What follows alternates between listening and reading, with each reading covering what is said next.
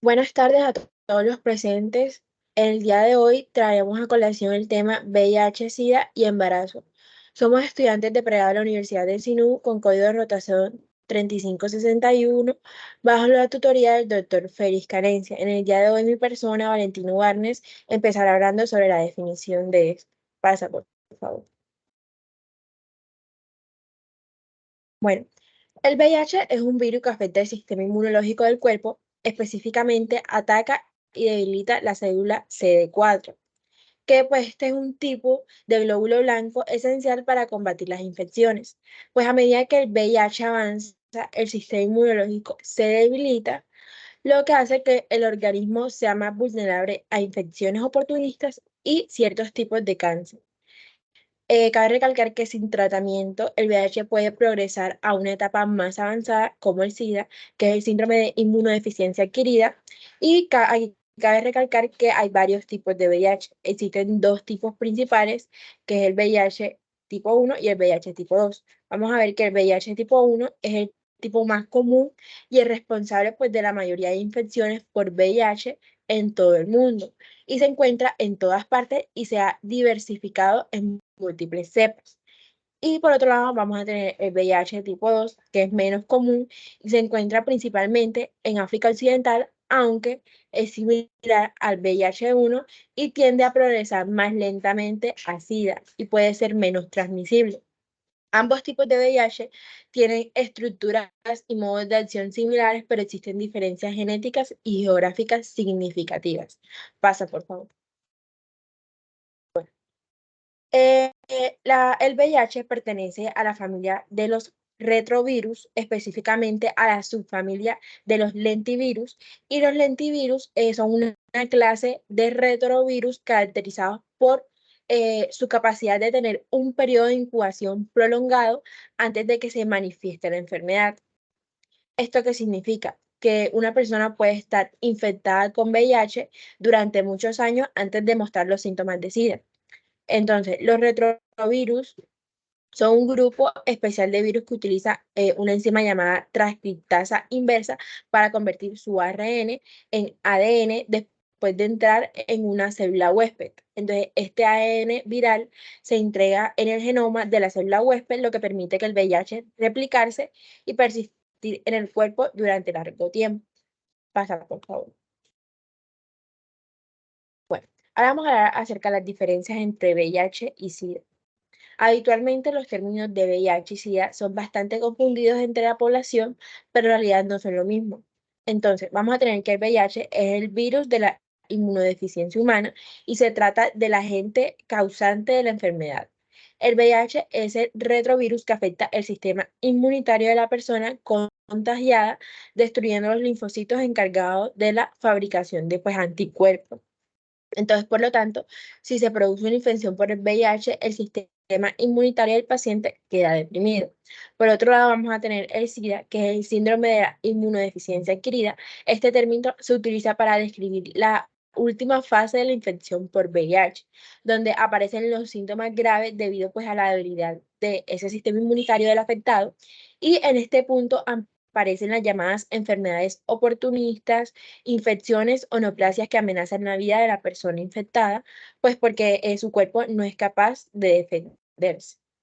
Entonces, según los CDC, el SIDA pues, se define por un recuento de células T CD4 menor a 200 y por las células T CD4 que comprenden menor a un 14% de todos los linfocitos o una de varias enfermedades definitorias de SIDA. Pasa, por favor. Bueno, hablando acerca de la epidemiología, la situación de VIH y SIDA en Colombia, cabe recalcar que aquí se diagnosticaron 1.150 mujeres con infecciones por VIH, lo cual representa un incremento del 5,22% con respecto al periodo anterior. La mediana de la edad gestacional al momento de la detención de VIH fue de 17 semanas y el total de las gestantes con VIH, solo el 23,4 se diagnosticaron en estadio 1 y se reportaron 1.280 niños menores de 12 meses, hijos de madres con VIH, de los cuales 6 casos, o sea, el 0,41% fueron positivos para VIH reportados en el periodo. Pasa, por favor. Bueno, ahora vamos a hablar acerca de las vías de transmisión. El VIH, pues, es una enfermedad de transmisión sexual. Más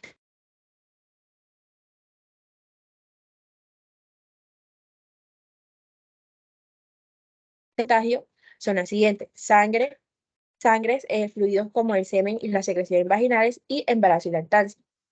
Entonces, por lo tanto, el VIH puede transmitirse a través de las relaciones sexuales, heridas abiertas, intercambios de jeringa o cualquier otro material cortante, entre otros. Aquí cabe destacar que las concentraciones de carga viral en la sangre es mucho mayor que en el líquido seminal y vaginal, y una pequeña cantidad de sangre puede causar el contagio, mientras que el riesgo de transmisión sería menor para esa misma cantidad de fluidos sexuales. En cualquier caso, pues la práctica sexual sin preservativo con una persona con VIH son de riesgo, pues durante las relaciones íntimas es fácil que se produzcan pues pequeñas heridas que pueden favorecer la transmisión sanguínea del virus. Pasa, por favor. Bueno, a continuación les va a continuar hablando mi compañero Jesús Martelo sobre la vía sanguínea. Bueno, como ya les venía mencionando mi compañera, por vía sanguínea, como se ha comentado anteriormente, la sangre es el fluido con mayor capacidad de infección del VIH, por tanto, cualquier contacto de heridas o mucosas con la sangre de una persona con VIH tendrá alto riesgo de contagio. Algunos ejemplos, pues, son compartir jeringas, agujas u otro material de inyección, cualquier instrumento cortante que haya estado en contacto con sangre infectada, como las cuchillas de afeitar, instrumentos punzantes y cortantes no esterilizados para perforaciones en la piel, como los utilizados para los tatuajes, los piercing, acupuntura, perforación de orejas, entre otros. Hay que tener en cuenta que las condiciones de temperaturas adecuadas, el VIH podría vivir en una aguja usada hasta 42 días, las transfusiones sanguíneas ya no se consideran una vía de contagio gracias a los estrictos controles realizados en la sangre donada. Continúa, por favor. Bueno, el sexo sin protección, tanto el sexo vaginal como el anal, son las formas más comunes de contagio del VIH. Por esta razón, es recomendable que las relaciones sean protegidas, es decir, con métodos de protección de barrera, como el preservativo. Por otra parte, aunque la saliva no es un medio de contagio, las relaciones sexuales orales no quedan totalmente excluidas de la probabilidad de transmisión del VIH. Si bien es cierto que el riesgo es menor, puede haber pequeñas heridas en la boca que permitan la transmisión por vía sanguínea de este virus. El semen es el medio de transmisión más conocido del VIH por vía sexual. Concretamente, el semen está compuesto por espermatozoides y líquido seminal, y las partículas del virus se encuentran suspendidas en este líquido seminal o incluso pueden adherirse a los espermatozoides. Y por último, es importante destacar que el contagio del VIH puede producirse tanto de hombre a mujer como de mujer a hombre, así como también entre personas del mismo sexo. Continúa, por favor. La transmisión vertical del VIH hace referencia a la transmisión del virus de la madre al bebé durante el embarazo, el parto o la lactancia. Y las madres con una alta carga viral tienen un mayor riesgo de transmitir el VIH a su hijo durante la gestación debido a la circulación sanguínea compartida a través de la placenta y el cordón umbilical. Y también hay un riesgo de transmisión durante la lactancia, pues el VIH puede encontrarse en la leche materna. Por tanto, será necesario recurrir a la lactancia artificial en los casos de madres seropositivas. Sigue, por favor. Bueno, la morfología para entender el ciclo de vida del VIH. Conviene imaginarse primero la apariencia que tiene el virus y la explicación de términos. Por ejemplo, el ARN del VIH es un material genético del virus, el capside es el núcleo en forma de bala que contiene el ARN del virus, la envoltura es la superficie externa del virus, las enzimas, proteínas que realizan varias funciones en el ciclo de vida, y las glucoproteínas o espículas de proteínas que están incorporadas en la envoltura del virus. Continúa, por favor. El VIH pues tiene una envoltura que es derivada de las membranas de células operadoras durante la replicación, que se asocian a la envoltura. Hay dos tipos de glicoproteínas codificadas por VIH. Una glicoproteína transmembrana que se conoce como GP120 y la otra superficial que se conoce como GP41. Ambas son importantes en el proceso mediante el cual el virus infecta las células del huésped debajo de una envoltura. Se va a encontrar una matriz proteica compuesta por P17. Dentro del virus hay una capside o núcleo hecho de la proteína P24 y la neurocapsida también contiene proteína P6 y P7, transcriptasa inversa que es la P66, P51, y la integrasa, que es la P32. La proteasa P10 y dos moléculas de ARN monocatenario y el genoma viral. Continúa, por favor. A continuación, mi compañera Daniela Ovalle les va a hablar acerca de la fisiopatología. Bueno, para empezar a hablar de la fisiopatología, una vez la persona es infectada por el VIH, por las vías que mencionó anteriormente mi compañero, aquí el virus va a alcanzar la sangre y se va a distribuir básicamente por todo el cuerpo. Entonces, este virus puede afectar casi siempre pues, cualquier tipo de célula y, por ejemplo, va a infectar las células del sistema nervioso central, las células dendríticas, los fibroblastos, entre otras. Pero él va a tener mayor afinidad o trofismo por los dos tipos principales de células que van a ser los linfocitos T, CD4 y los macrófagos, que inicialmente pues esta afinidad es mayor por los macrófagos, pero según va avanzando la enfermedad, el virus se hace más afín a los linfocitos T, CD4. Entonces, en etapas finales de la infección, se va a ver la destrucción, pues porque va a haber una reducción en estas células. Siguientes, por favor. Tanto los macrófagos como los linfocitos de CD4 van a tener pues una superficie, el receptor que es el CD4 o el clúster, que este se diferencia, o sea, el clúster de diferenciación 4, por eso se llama CD4. Aparte de esto, también va a tener el CCR5, que este es el receptor de los quimiotoxinas, que actúa como correceptor para el virus y los linfocitos TCD4.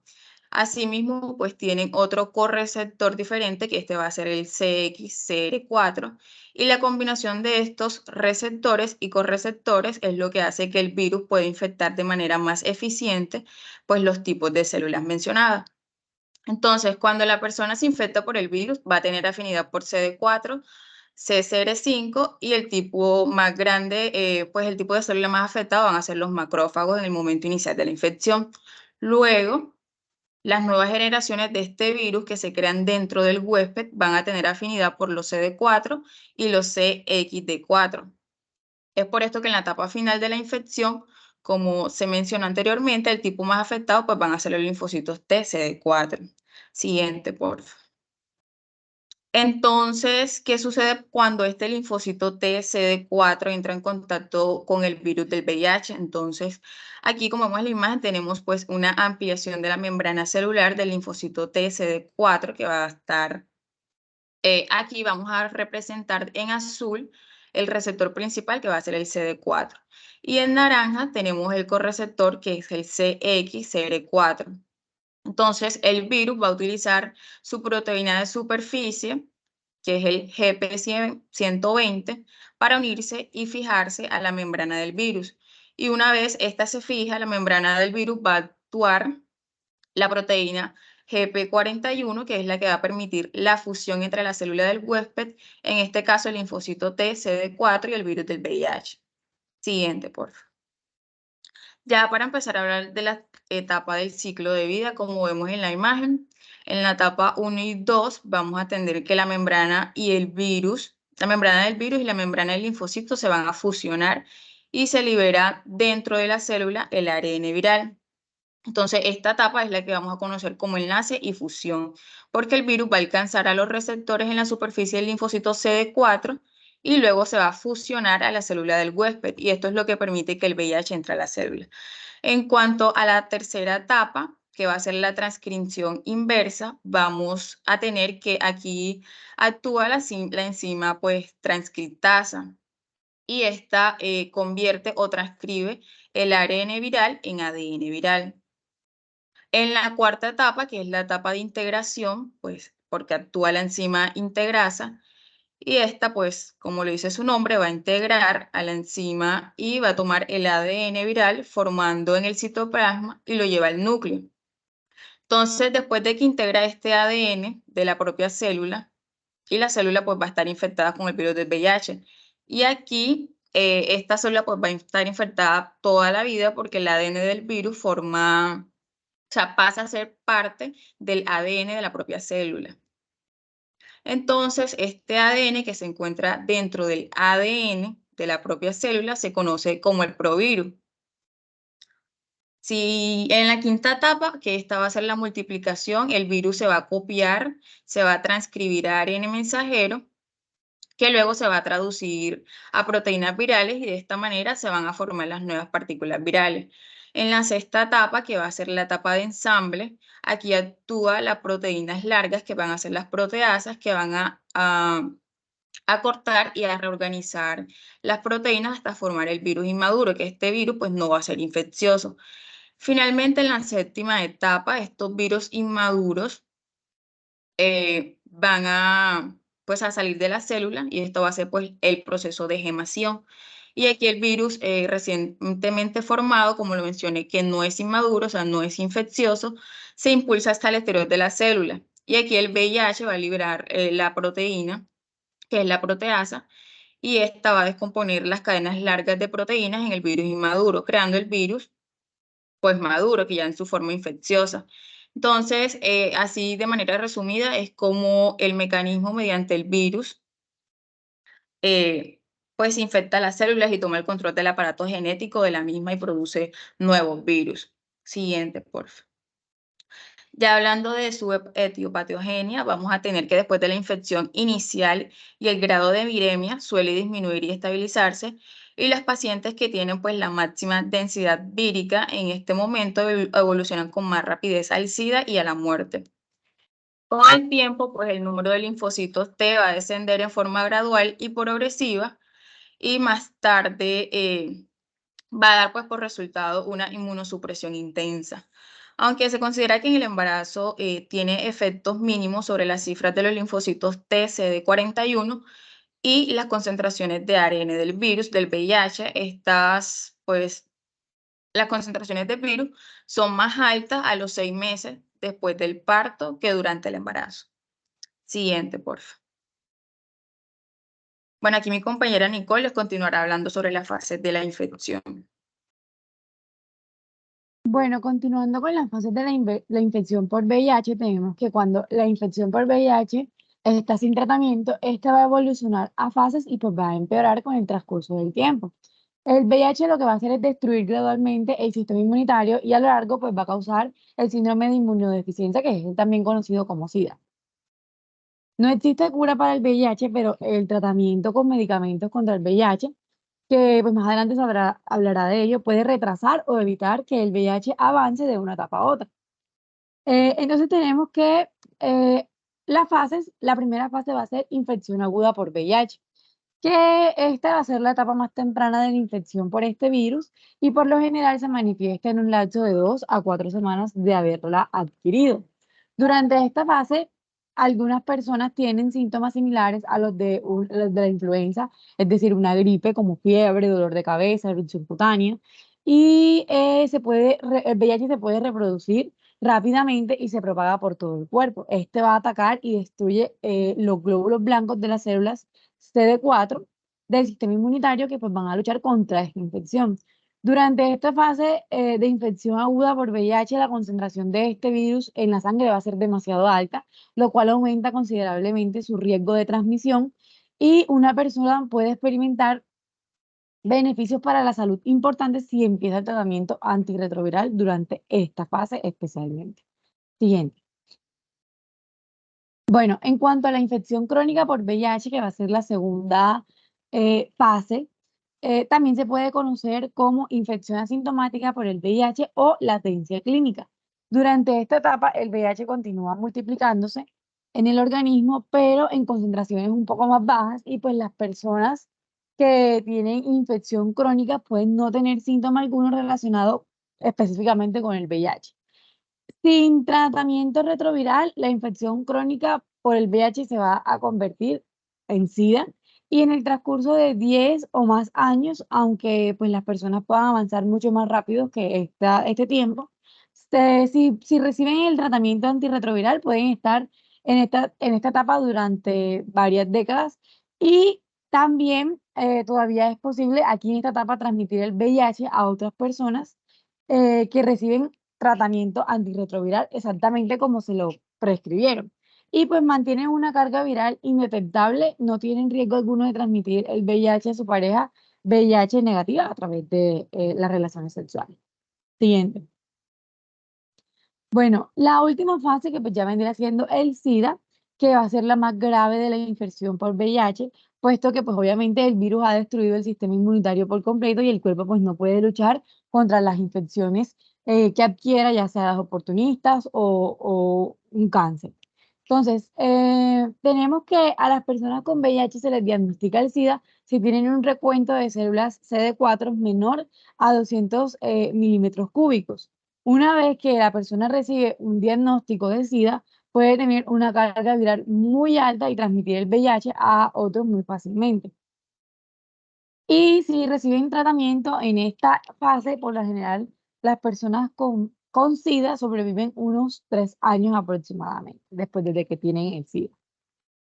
En cuanto a las manifestaciones clínicas, tenemos que el periodo de incubación desde la exposición hasta la enfermedad clínica es de días a semanas y la infección aguda por VIH es similar a muchos otros síndromes víricos, por lo general dura menos de 10 días. Y los síntomas frecuentes van a ser los de una fiebre, como ya nos había dicho, que son fatiga, exantemas, cefaleas, linfadenopatías, faringitis, mialgias, artralgias, náuseas, vómitos y diarreas. Después de la abolición de los síntomas, la viremia crónica se estabiliza y la evolución desde la viremia asintomática hasta el SIDA tiene un tiempo mediano de unos 10 años y la vía de infección, o sea, la patogenicidad de la cepa vírica infectante, el inocuo vírico inicial y el estado inmunitario del hospedador son factores que van a influir en la rapidez de la evolución del VIH hacia el SIDA y los síntomas. Bueno, entonces existen diversas manifestaciones clínicas y pues los datos de laboratorio que también pronostican el avance de la enfermedad. Son muy frecuentes son más que todo frecuentes en la linfadenopatía generalizada, la leucoplasia vellosa oral, las úlceras aftosas y la trombocitopenia. También podemos encontrar infecciones oportunistas como lo son el herpes simple, condilomas acuminados, tuberculosis pulmonar, neumonía, enfermedades digestivas por citomegalovirus y también toxoplasmosis, entre otros. Entonces, las afectaciones neurológicas son más frecuentes y cerca de la mitad de los pacientes tiene síntomas que afectan el sistema nervioso central. Siguiente. Bueno, en cuanto a los métodos diagnósticos, tenemos los métodos indirectos y los métodos directos. Entonces hablaremos sobre los métodos indirectos primero, que son las pruebas de cribaje o screening y las pruebas de confirmación. Que las pruebas de cribaje son métodos que consisten en la detención y la cuantificación de los anticuerpos generados en el individuo como mecanismo de respuesta específica a la infección de VIH. Entonces, estas se van a denominar pruebas de cribaje porque tienen la capacidad de resultar positivas en todas las personas infectadas. Es decir, estas nunca van a manifestar falsos positivos. Por el contrario, si existe la posibilidad de que estas pruebas tengan algún resultado falso positivo en personas, pero sea en personas no infectadas por el VIH. Por lo tanto, todo suero positivo por una prueba de cribaje debe estudiarse después mediante unas pruebas llamadas que pues serían las pruebas de confirmación y se va a utilizar actualmente los métodos de ELISA, que pues es la misma prueba de inmunoenzimática y estos pruebas son los que se utilizan de forma habitual. Y bueno, ya hablando sobre las pruebas de confirmación, tras la identificación inicial de la presencia de anticuerpos frente al VIH, es necesario realizar un test de confirmación. Así, todo el resultado positivo obtenido por una técnica de confirmación indicará que pues, la persona está en definitiva infectada por el VIH. El Western Blot es el método más empleado para la confirmación de los resultados positivos obtenidos con las pruebas anteriormente derivadas. Entonces ya hablaremos sobre los métodos directos que estos pueden demostrar la presencia del virus de VIH o algunos de sus productos son fundamentalmente el aislamiento del virus y la detención de determinados fragmentos de sus genes, que son mediante las técnicas conocidas como PCR y la detención del antígeno P24, que pues, va a ser una proteína viral característica del VIH. Y todos estos métodos se pueden aplicar en una muestra de sangre del paciente. Entonces, el aislamiento del VIH se lleva a cabo a partir de los linfocitos de la sangre de la persona, haciendo una técnica especial de co-cultivo in vitro con los linfocitos de un donante sano, que es importante tener en cuenta la ventaja que actualmente aporta pues, para realizar el aislamiento del VIH con volúmenes muy pequeños, lo que se conoce como micrométodos, y sobre todo el caso en los niños pequeños, donde hay veces los volúmenes de sangre que se pueden extraer son muy limitados, y pues si mediante la técnica de aislamiento se consigue aislar el VIH de la sangre de la persona, y el diagnóstico de la infección queda establecido inmediatamente. La técnica de PCR es mediante este método se consigue localizar un fragmento determinado de los genes del virus que está en la sangre del paciente y obtener millones de copias de este fragmento seleccionado, así pudiendo demostrar la presencia del virus en la sangre en los casos que la cantidad de sangre sea muy baja. Y la detención del antígeno P24, que pues ya esta es una proteína viral característica de VIH, que se forma si la persona está infectada, puede demostrarse su presencia en la sangre y establecer el diagnóstico de infección por VIH. Entonces, ¿cuándo es útil aplicar los métodos directos? Hay una circunstancia fundamental en la cual resulta de total utilidad para la aplicación de alguno de estos métodos directos para realizar el diagnóstico, y es que el diagnóstico de la infección por VIH en bebés nacidos de madres infectadas, ya que estos bebés a los 15 o 18 meses aproximadamente de vida tienen en su sangre anticuerpos de su madre, y estos pues se transmiten a través de la placenta. Por lo tanto, las pruebas de cribaje y confirmación van a resultar positivas, pero no porque el bebé esté infectado, sino porque hay presencia de anticuerpos de su madre en su sistema. Siguiente. Bueno, entonces, a continuación los dejo con mi compañera Ginaris, que les va a hablar sobre el algoritmo para el diagnóstico de infección por VIH. Bueno, en cuanto al algoritmo para el diagnóstico de infección por VIH en mujeres gestantes, tenemos que la primera prueba es la prueba presuntiva. Esto es un inmunoensayo convencional, ya sea ELISA o una prueba rápida capaz de detectar anticuerpos totales de IgG e IgM contra el VIH-1 y el VIH-2 y el grupo O. Si es posible, un AG de P24, que sería la prueba de cuarta generación, cuando se deba tomar rápidamente una decisión terapéutica o profiláctica, ya sean mujeres gestantes en tercer trimestre, trabajo de parto o posparto en estado desconocido, y cuando las pruebas de inmunoensayo convencional se constituyan en barreras de acceso. También se recomienda priorizar el uso de pruebas rápidas de tercera generación. En este caso, con el primer resultado reactivo, se debe iniciar el protocolo de prevención de transmisión materno-infantil de VIH. Entonces tenemos que si esta primera prueba presuntiva tiene un resultado no reactivo, se interpreta como un diagnóstico negativo para VIH, y lo que se hace es brindar asesoría post-test. En cambio, si la prueba es positiva, ya ahí se realiza la segunda prueba, que este es un inmunoensayo convencional, la prueba de ELISA, o una prueba rápida de tercera o cuarta generación. Según la primera prueba utilizada, debe ser de plataforma técnicamente diferente de la primera prueba y realizarse en un laboratorio clínico. Se debe practicar con una muestra sanguínea diferente a la primera. Entonces tenemos que la especificidad de esta prueba debe ser superior al 99,5%. Entonces tenemos que si esta prueba es no reactiva, lo que se hace es un diagnóstico no concluyente y se solicita una prueba de carga viral.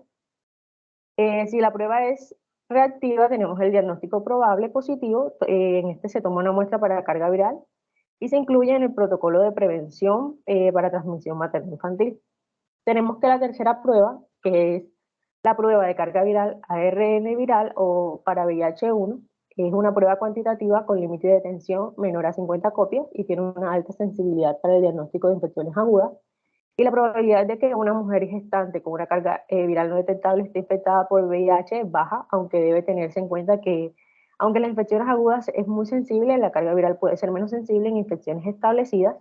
Esta prueba no detecta infecciones por VIH-2. Entonces, tenemos que si el resultado de esta tercera prueba es negativo, se cataloga como negativo para VIH con carga viral indetectable menor a 50 coplas por mililitros, y es interpretada como un diagnóstico negativo, y lo que se hace es brindar una asesoría post-test.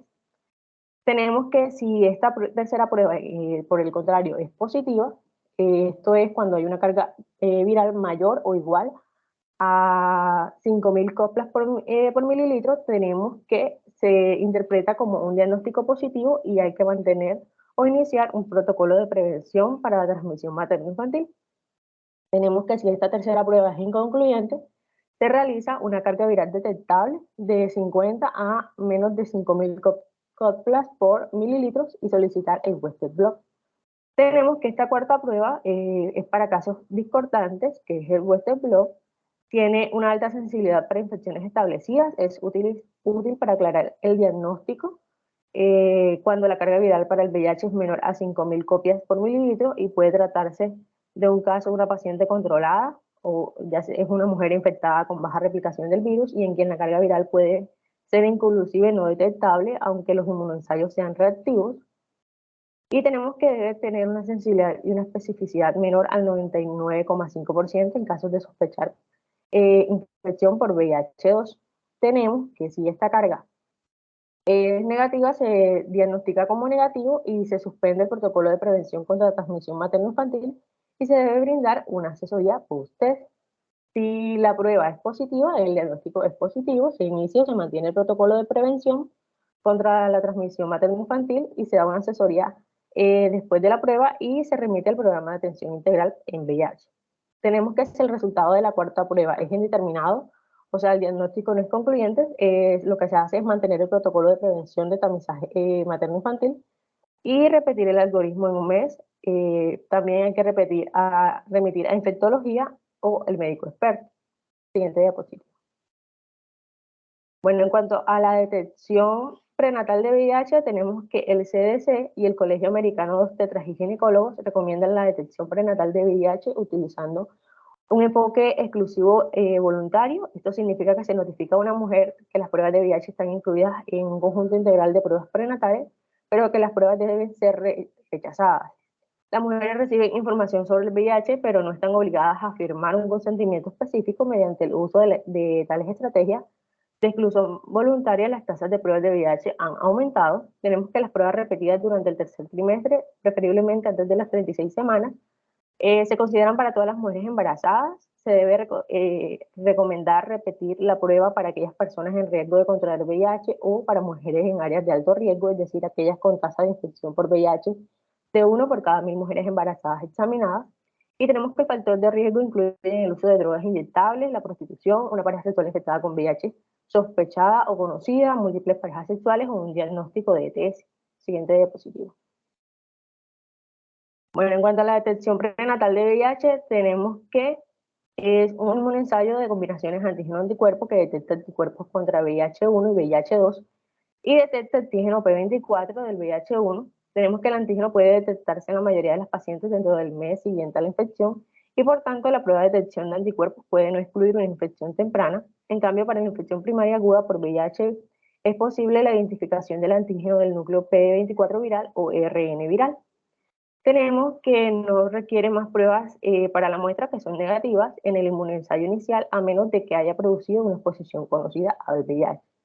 Tenemos que, como se muestra en la imagen, las muestras con un estudio de inmunoensayo de combinación antígeno-anticuerpo reactivo, es decir, positivo, deben realizarse con inmunoensayo de anticuerpos que diferencie los anticuerpos VIH-1 de los anticuerpos VIH-2. Entonces tenemos que el inmunoensayo de diferenciación de anticuerpos del VIH-1 y el VIH-2 se obtiene como positivo o negativo para los anticuerpos VIH-1, para los anticuerpos VIH-2 o para los anticuerpos de VIH no identificados. Entonces tenemos que si estos dos inmunoensayos de serie son discordantes, se realiza una prueba de NAT del VIH-1, que es una prueba cuantitativa o cuantitativa del VIH-1. Siguiente diapositiva. Bueno, en cuanto a la detección prenatal del VIH, tenemos que las mujeres con estado de VIH no documentado en el momento del parto debe realizarse una prueba de detección antígeno-anticuerpo de VIH de cuarta generación en una muestra de sangre y el resultado negativo de la prueba de detección no necesita confirmación. Sin embargo, en casos de exposición reciente al VIH se considera la intervención de periparto para reducir las transmisiones perinatales a pesar de la prueba de VIH negativa. Se recomienda repetir la prueba en un intervalo para excluir la infección muy temprana o identificada con la detección inicial. tenemos que con su resultado positivo en la cuarta generación de las pruebas de VIH se inician intervenciones peripartales y neonatales para reducir la transmisión perinatal, como lo son evitar la lactancia materna, aunque la leche materna puede almacenar hasta que los resultados de la prueba confirmatoria estén disponibles. Las intervenciones pueden interrumpirse si la prueba de confirmación son negativas, y para confirmar el resultado positivo de cualquier prueba inicial de VIH, se debe usar el algoritmo de pruebas de laboratorio de la imagen antes mencionada y se comienza con el inmunoensayo de combinación antígeno-anticuerpo. Siguiente diapositiva. En cuanto a la transmisión vertical, tenemos que la carga viral y las tasas de infección neonatal están relacionadas de manera directa en un corte. Tenemos que la infección neonatal fue de 1% con menor a 400 copias por mililitro y fue de 23% cuando los niveles de ARN viral maternos eran mayores a 30.000 copias por mililitro. Entonces tenemos que entre los 2.615 bebés nacidos de madres que tomaron ART antes de la administración, antes de la concepción y durante el embarazo, no hubo casos de transmisión vertical con cargas virales maternas menores a 50 copias por mililitro en el momento del parto. Sin embargo, tenemos que la transmisión de la infección por VIH se ha observado en otros niveles de ARN de VIH e incluso aquellos que no fueron detectables por los análisis actuales. Tenemos también que la transmisión placentaria de VIH puede ocurrir temprano e incluso el virus se ha identificado en muestras de aborto electivo. También se estima que el 20% de la transmisión vertical ocurre antes de las 36 semanas de gestación, con un 50% en los días previos al parto y un 30% en intraparto. También tenemos que las tasas de transmisión para la lactancia materna pueden ser de 30 a 40% y están asociadas con el número de carga viral del VIH en personas no embarazadas. Las enfermedades de transmisión sexual concomitantes y la transmisión horizontal de VIH están vinculadas. También se tiene evidencia que apoya a las tasas de transmisión vertical, pueden aumentar con las ETS comórbidas. Siguiente diapositiva. Bueno, en cuanto a la atención al parto, mi compañera Chara Mejía les va a seguir profundizando en este tema. Bueno, entonces continuando con esta atención preparto, las mujeres embarazadas con infección VIH necesitan pues una atención especial y son consultadas por médicos con especial interés pues en este campo. Una mujer embarazada infectada con VIH pues debe evaluarse de la siguiente manera. ¿Qué debemos hacer? Encuestas estándar de laboratorio prenatal que incluyen creatinina de suero, hemograma completo, detección de bacteriuria, también pues la cuantificación en plasma ARN VIH, carga viral, recuento de células T, CD4 y pruebas de resistencia antirretroviral. También los niveles de aminotransferasa hepática en suero, la detención serológica de HSV1 y 2, también citomegalovirus, toxoplasmosis y hepatitis B y C. También debemos hacer radiografía inicial de pecho, debemos hacer pruebas de tuberculosis con derivado purificado de la proteína PPD, pruebas de cutáneas o análisis de liberación de interferón gamma. Tenemos que evaluar también la necesidad para neumococo, hepatitis A, hepatitis B y vacunas para la influenza. También pues evaluar la sonografía para establecer pues la edad gestacional. Durante el embarazo pues el riesgo de transmisión de VIH no parece pues aumentar con la amniocentesis u otros procedimientos diagnósticos invasivos en mujeres que reciben tratamiento antirretroviral eficaz que produce una suspensión viral. Para las mujeres que no reciben terapia antirretroviral, el riesgo aumenta casi el doble. Si se realiza una amniocentesis, pues se realizan esfuerzos para evitar pues, que pase a través de la placenta. Bueno, respecto al tratamiento, la terapia antirretroviral pues, es un conjunto de medicamentos que ayudan a tratar la infección con VIH. Generalmente pues, se combinan 2 o 3 medicamentos diferentes con diversos tipos de acción. Entonces, ¿para qué sirve esta terapia antirretroviral? Los objetivos de ella pues, van a ser principalmente suprimir los niveles de VIH en el cuerpo, pues por lo tanto, por todo el tiempo pues, que sea posible, mejorar la calidad de vida y preservar la disponibilidad de otras alternativas de tratamiento en caso de que la persona con VIH desarrolle eventos adversos o resistencia a los medicamentos. También pues buscar proteger la función del sistema inmune, prevenir la transmisión de infección a otras personas. y pues proveer un régimen de tratamiento en el que el paciente se sienta cómodo y pues que se mejore su adherencia. Bueno, en la actualidad existen 6 clases de sustancias antirretrovirales, que son, pues en primer lugar tenemos los inhibidores de entrada. Como su nombre lo indica, pues estos son fármacos que evitan que el virus entre a las células, que entre pues, respectivamente a la célula. Para penetrar en las células inmunes, el VIH pues debe fusionarse con los receptores de las células y estos fármacos pues deben actuar para evitar que esto suceda. Las personas que tomen pues inhibidores de entrada cuando los tratamientos no han funcionado, y algunos pues ejemplos actuales de estos medicamentos, pues tenemos la enfuvirtida y tenemos la maraviroc. También tenemos entonces los inhibidores de la transcriptasa inversa análoga de nucleósidos, que estos bloquean pues la acción de una enzima llamada transcriptasa inversa viral, que es necesaria para que el VIH se replique. Ejemplos de estos tenemos el arcavir y tenemos la estabudina. En los inhibidores de la transcriptasa inversa no nucleósidos, que estos funcionan de manera similar a los ITAN, la única diferencia es que actúan en diferentes sitios de las enzimas, como por ejemplo estos tenemos el doravirina y también tenemos la nevirapina. En los inhibidores de la integrasa, que pues el VIH utiliza una proteína llamada integrasa para evitar su material genético a las células a las que se dirige, los inhibidores de la integrasa pues bloquean esta acción. Hay investigaciones sobre estos fármacos en desarrollo, pero pues algunos tipos actualmente aprobados incluyen el dolutegravir y la raltegravir. Y por último, los inhibidores de la proteasa, que estos pues impiden otra enzima viral llamada la proteína del VIH. Y el VIH pues va a requerir esta proteasa para replicarse. Ejemplos de estos pues tenemos el atazanavir, tenemos el ripiviravina y tenemos la indinavir. Entonces, pues estos antirretrovirales se usan en conjunto en lo que se conoce como terapia antirretroviral de gran actividad, abreviado como TARGA. Esto tiene pues una gran ventaja y una gran desventaja. La gran ventaja es que pues generan mejorías especulares a los pacientes en control de la replicación viral, pero la desventaja es que se asocia a toxicidad principalmente y también pues a ciertos grados de resistencia. Debido a la resistencia y toxicidad, se debe pues elegir bien cuando se comienza el tratamiento.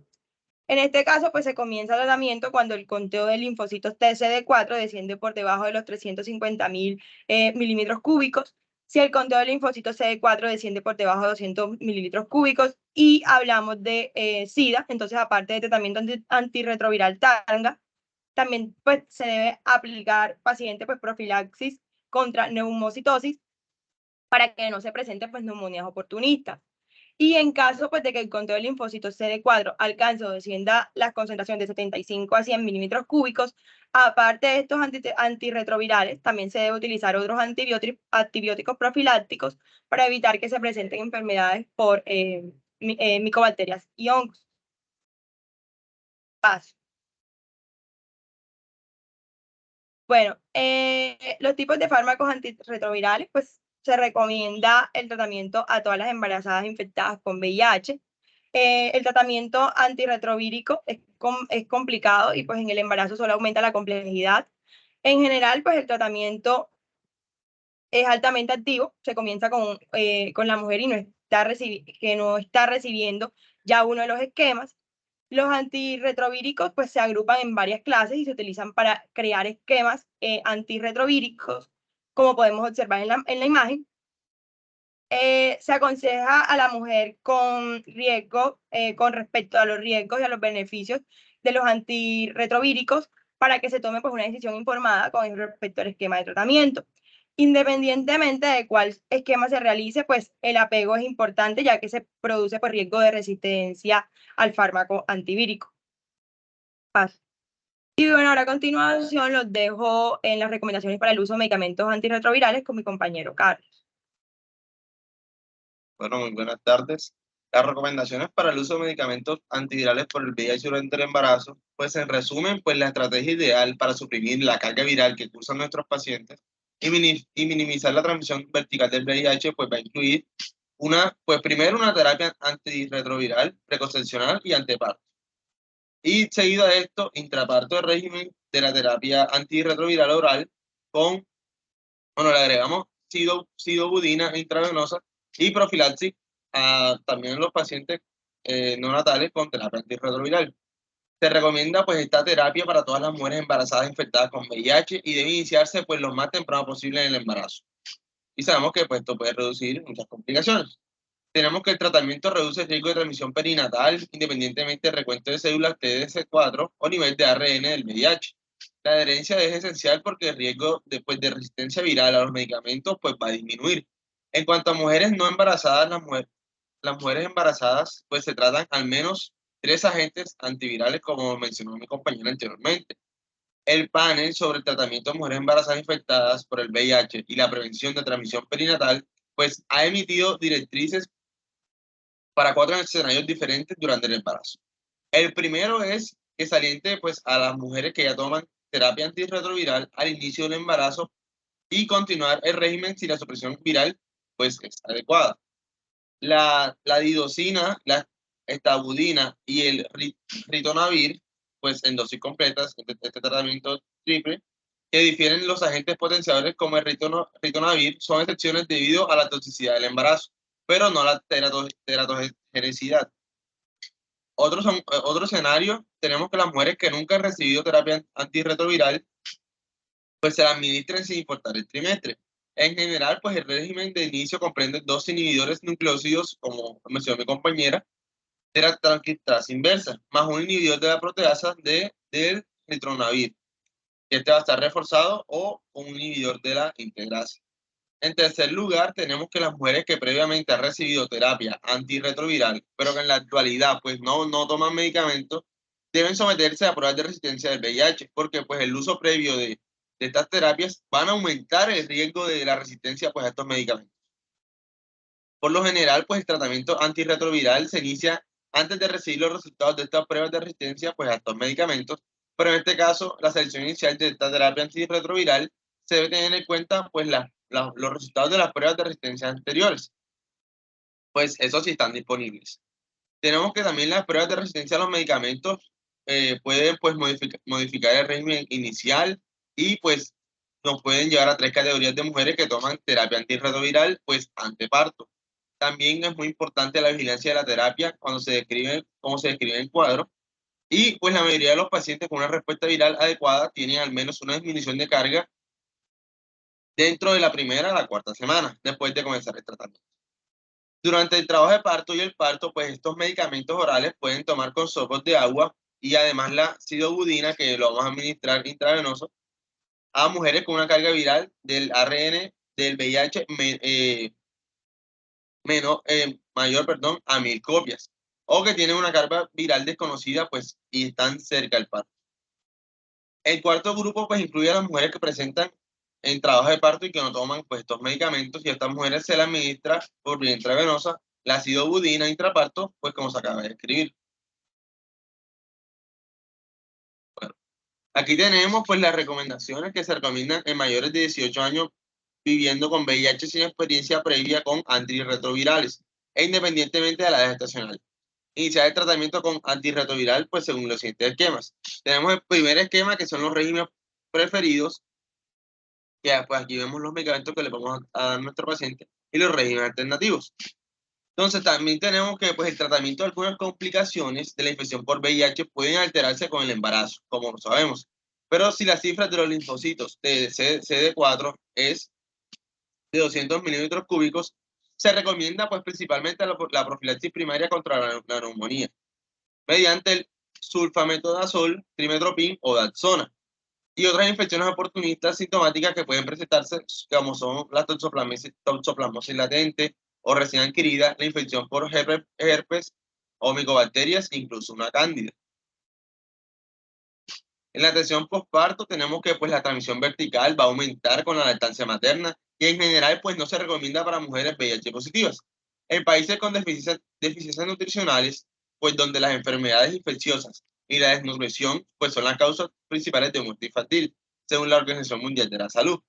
Esta recomienda la lactancia materna exclusiva durante los primeros 6 a 12 meses de vida. El panel, pues, sobre el tratamiento de mujeres embarazadas infectadas por el VIH y la prevención de la transmisión perinatal va a recomendar encarecidamente de los regímenes de la terapia antirretroviral, pues que no se suspendan después del parto, sino que continúen durante toda la vida, pues por las ventajas de la supresión viral.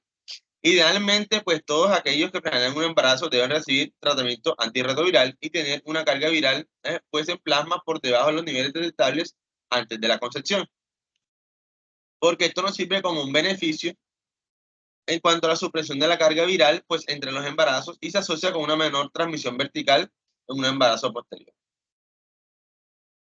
Ahora, hablando un poco de la prevención, tenemos que pues se ha recomendado la cesárea para disminuir la transmisión prenatal del VIH. Esta pues va a reducir la transmisión casi a la mitad cuando la cesárea se compara con el parto vaginal y cuando se administró tratamiento antirretrovírico en los periodos prenatales. Entonces, durante el parto y neonatal, junto pues con la cesárea. Y la posibilidad de transmisión neonatal se reduce al 87% en comparación pues, con otros mecanismos del parto y que no haya recibido ningún tipo de tratamiento antirretroviral.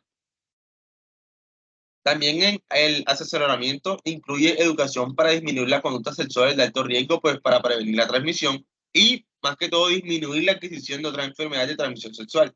Entonces, de manera similar, pues las mujeres con VIH tienen problemas ginecológicos únicos como la neoplasia genital, que pues estas van a requerir una atención pues más especializada.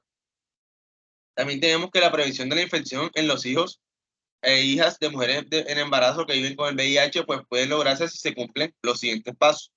Tenemos pues como primero, pues las personas en embarazo con infección por VIH, pues deben tomar la terapia antirretroviral, pues para reducir el riesgo de complicaciones relacionadas con el VIH y el embarazo, y también evitar la transmisión al bebé. Tenemos que pues esta terapia durante el embarazo es segura para la persona gestante como para el bebé. Entonces, entre más temprano en el embarazo se inicie esta terapia, va a ser el menor el riesgo de las complicaciones por la infección y de transmisión pues al VIH del bebé. Como segundo paso, tenemos que durante el parto, pues la persona recibirá un medicamento antirretroviral adicional inyectable que este va a reducir el riesgo de transmisión al bebé. Adicionalmente, el parto será por cesárea, ya que pues hay un alto riesgo, como les mencioné, de transmisión durante el parto vaginal, al menos de que la carga viral en el momento pues sea indetectable. Entonces, esta será la estrategia de prevención de la infección del bebé, pues si la persona no ha sido diagnosticada por la infección, pues en algún momento del embarazo. Como tercer paso, pues tenemos que una vez nazca el bebé, es necesario que reciba medicamentos para completar pues la estrategia orientada a prevenir pues la infección, o sea, administrarle profilácticos. Y los medicamentos profilácticos pues van a disminuir el riesgo de transmitir la infección pues a los recién nacidos. Entonces, cuando el momento de salir de la hospitalización, la persona gestante o los cuidadores de la bebé, pues deben ser los que van a continuar la administración de estos medicamentos profilácticos. Pero estos van a estar dependiendo del medicamento seleccionado pues, por el personal de salud que está a cargo de ellos. Y pues estos medicamentos serán administrados por un periodo de entre 4 a 6 semanas, desde el día de nacimiento. Y para el último paso, pues tenemos que debido a que el VIH se encuentra en la leche materna, pues las madres que viven con VIH no deben lactar a sus bebés. Y el personal de la salud, pues estará a cargo y va a ayudar y a orientar más que todo, pues a las madres para que puedan iniciar la leche de fórmula. Y pues al mismo tiempo le van a ofrecer pues unas mejores estrategias para mantener bien alimentado al bebé y pues no tenga ningún tipo de complicaciones. Bueno, esto fue todo. Esto fue la exposición de VIH en el embarazo. Gracias a todos los presentes y gracias a la tutoría del doctor Félix Canense.